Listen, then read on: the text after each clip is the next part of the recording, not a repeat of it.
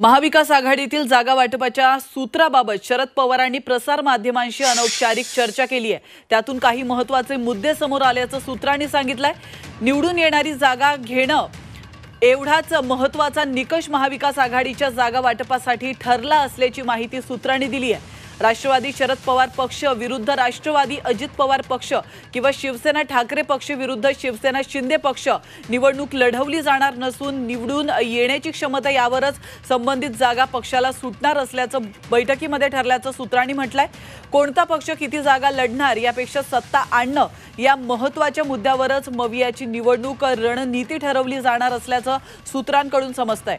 जेवढ्या जागा निवडून येणार तेवढ्या जागांवरच प्रत्येक पक्षानं लढावं अशी भूमिका महाविकास आघाडीच्या बैठकीत ठरल्याची माहिती सूत्रांकडून मिळते। त्याचप्रमाणे मवियातील अतिशय चुरशीच्या जागांची फार तर 1-2 ठिकाणी बदली होईल, अन्यथा ज्या जागा आहेत त्या जागांवरच घटक पक्ष लढतील असंही या बैठकीमध्ये ठरल्याचं कळतंय। तर आपण पाहतोय सत्ता आणणं हीच मवियाची रणनीती असेल आणि महत्त्वाची गोष्ट असेल असं या बैठकीमध्ये नमूद करण्यात आलेलं आहे। महत्त्वाची बैठक महाविकास आघाडीची आज आणि उद्या पार पडणार आहे आणि या बैठकीतून महत्त्वाच्या सूचना शरद पवार यांनी केलेल्या आहेत। अनौपचारिक चर्चा करण्यात आली आहे आणि त्यातून काही महत्त्वाचे मुद्दे समोर आणण्यात आलेत। याविषयी अधिक माहिती देण्यासाठी आपले प्रतिनिधी निलेश खरमरे आपल्यासोबत फोन लाईनवरून जोडले गेलेले आहेत। निलेश, महत्त्वाची बैठक मवियाची झाली आहे, महत्त्वाचे मुद्दे या ठिकाणी मांडण्यात आलेत, काय अधिक माहिती मिळते?